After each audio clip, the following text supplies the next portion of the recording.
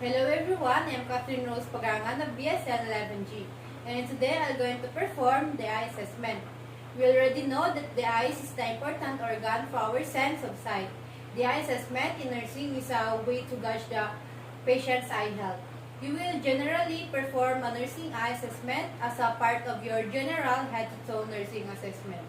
Next, review client's previous medical records if available, to have a short background about the patient's past medical history. Next, determine the scope of assessment needed. Prepare necessary equipment. To conserve time and energy, and also in this procedure, all I'm gonna need is Snellen chart and of course my pen light. Next is perform hand washing or don gloves if deemed necessary to protect my patient and myself from infection and cross-contamination. Greeted the client politely and client's companion if around. Introduce self and verify the client's identity. Ask how the client would like to be called during the assessment. Establish rapport with the client to have respect to the patient and also to identify if the assigned to the patient inclined through asking their basic information. Allow the patient to ask or raise some questions. So, good morning ma'am. I'm Catherine Rose Pagrangan, your student nurse for today. May I see your wristband? Please state your name and birthday, please. Michelle William Manahap, August 2000. Thank you very much. How would you like me to call you, ma'am? Let's call the patient. Okay.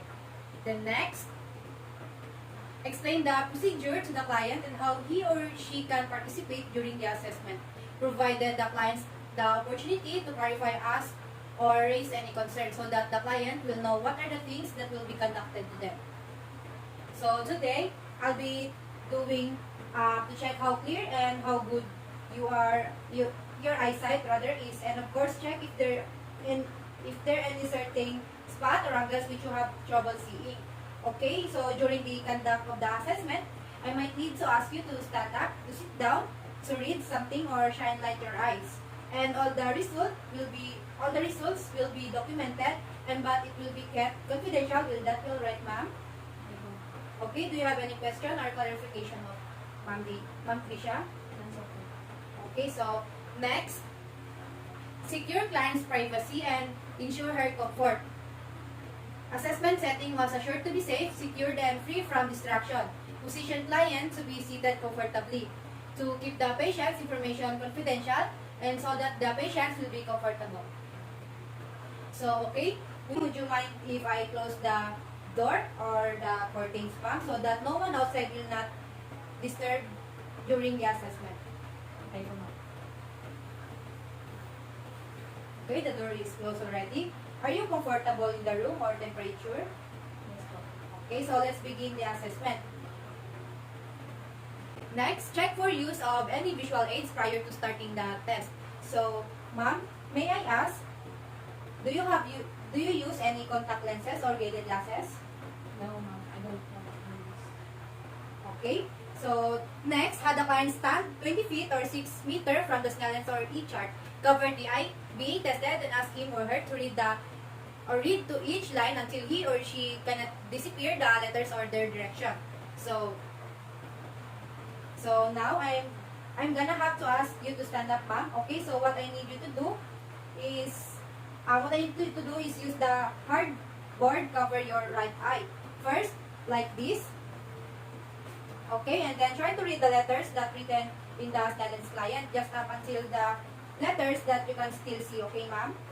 And then after that, doing that with your right eye covered, you have to do it again with your left eye like this. For the third part of the procedure, I need you to read the letters in the Snellen's chart with both eye uncovered. Okay, ma'am?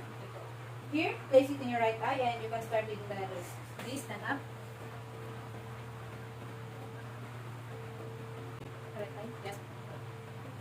E, F, B, E, O, Z, F, E, E, D, E, E, C, F, D, E, E, F, C, Z, B, E, F, N, O, E, Z, B, D, E, F, P, O, P, E, C, R, E, F, O, D, B, C, D, F, B, E, F, E, C, E, O.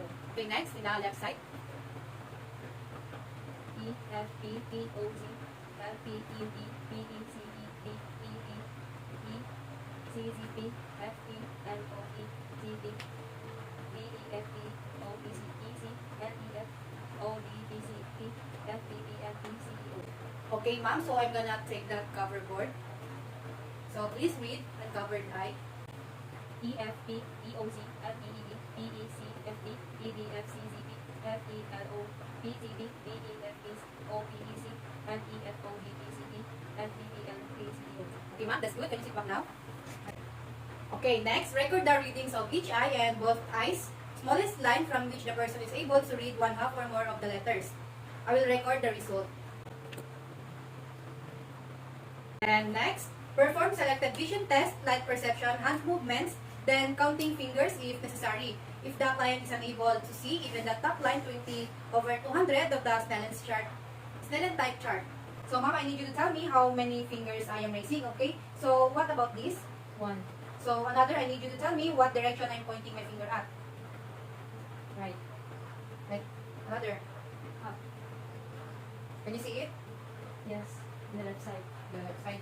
So next, I need you to tell me if you could see the light, okay ma'am? Can you see it? Yes, ma'am. And where's the light coming from? On the left side. Okay? Here? You can see it in the right side. Okay.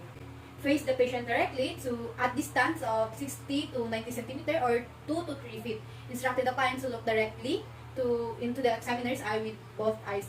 Okay, ma'am? Now, I need you to do is just to look right into my eyes, okay? So, say the word, okay? If you first spot my fingers and you are entering the visual field, okay, ma'am? Okay, ma'am. And slowly move wiggling fingers of both hands along the imaginary ball over the patient's head until the patient identifies them. Ask the client to tell you when the moving object is first spotted. Then like this and tell me the word if you can see it. Okay? You can see it. Okay? You can see it. Okay? You can see it. Okay, ma'am? Okay, good, ma'am. Next, if defect is detected, slowly move a wiggling fingers of the defect field towards the better vision. Repeated this is a several levels until the border of the defect had been defined.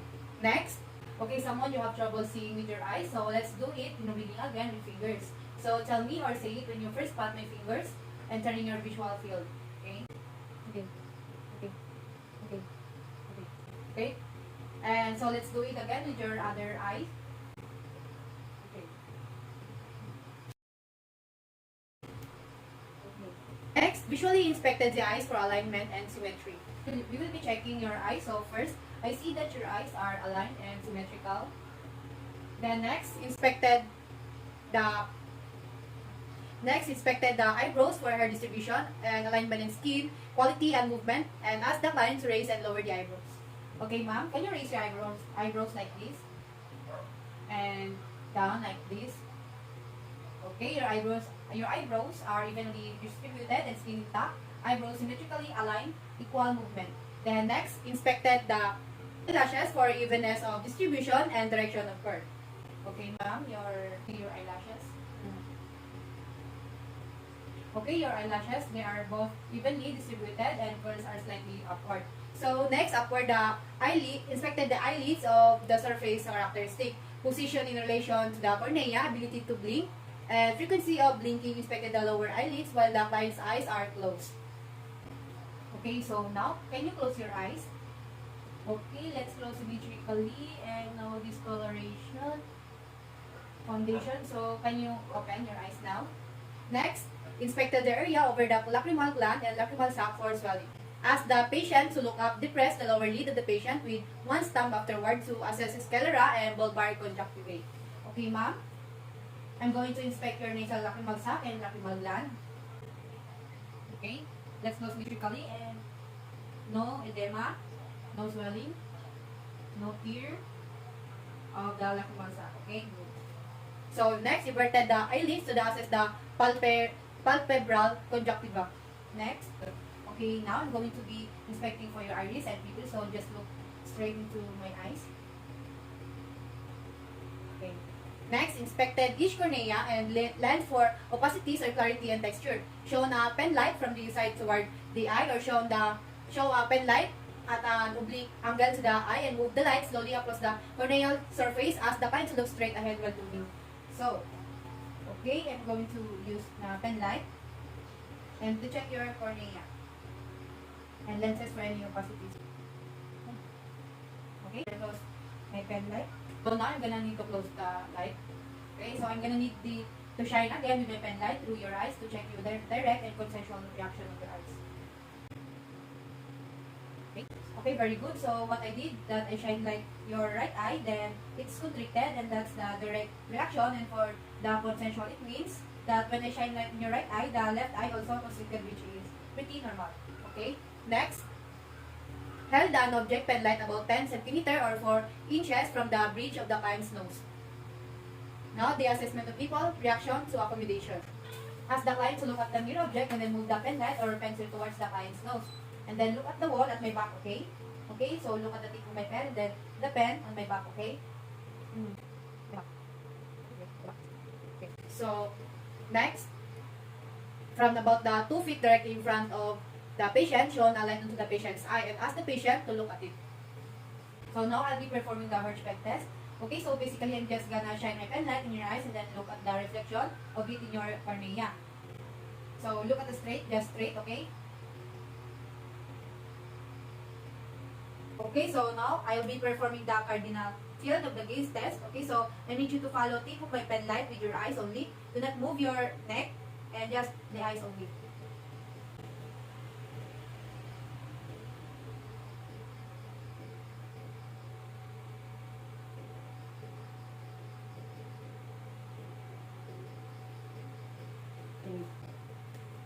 Look for the jerky movement of the nystagmus on lateral gaze and an upward gaze.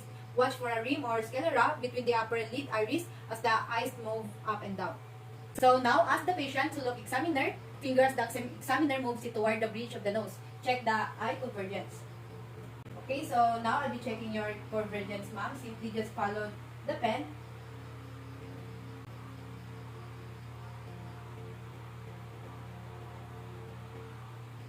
Okay, thank you, ma'am. So, last, summarize the information obtained during the working phase and discuss findings to the client. Discuss to the client possible plans to resolve the health concern if present. Okay, ma'am? Okay, Ma'am Tricia, I'm gonna sum up everything that we've covered. So, for your visual activity, when you were reading at the Snellen's chart, the result when your right eye vision is 20/15. Okay, then your left eye is 20/30, and both of your eyes is at 20/20. Okay, for visual, the one which I did, I was wiggling my fingers, and then you said, okay, it has, if you spot a finger in your visual fields. So your upward field is at 50°, downward field at 70°, and your nasal field at 50°, which is normal. So for the inspection of the eyes, they are aligned and symmetrical. The eyebrows are evenly distributed, and arranged. The eyelashes are evenly curved upward. And for eyelids, skin is intact. Lids flow symmetrically, no discharge, no discolorations, and we have normal blinking, which is at 15 to 20 blinks per minute. When I was expecting for your lacrimal gland and your vulvar conjunctiva, 2 is good. The lacrimal sac also, there was no edema. Tenderness, swelling, or teary. Sclera is white, which is normal, and your vulvar conjunctivity is good. Iris and pupil are both normal. No opacities, and the pupil is at 3 millimeters, which is normal too. Your pupil reaction to accommodation is normal to the one that we did. We were looking at the tip of my pen, and look at my wall, that's the accommodation and cardinal field. Gaze test, both eyes are coordinated, no jerky movements. So in overall, everything is pretty normal. So that's all so far. There are no problem with your eyes, and I just advise you to minimize your exposure to gadget screen, ma'am. Continue to consume vitamin A to reach and vitamin that's good for your eyes. And okay, then have a rest after hours of spending time with your gadgets. Okay, ma'am? Okay po, ma'am. Do you have any question or clarification? Nasa po. Okay, so that's it for your eyes assessment. Thank you very much for your cooperation, ma'am. Thank you very much, ma'am. And that's all. Thank you.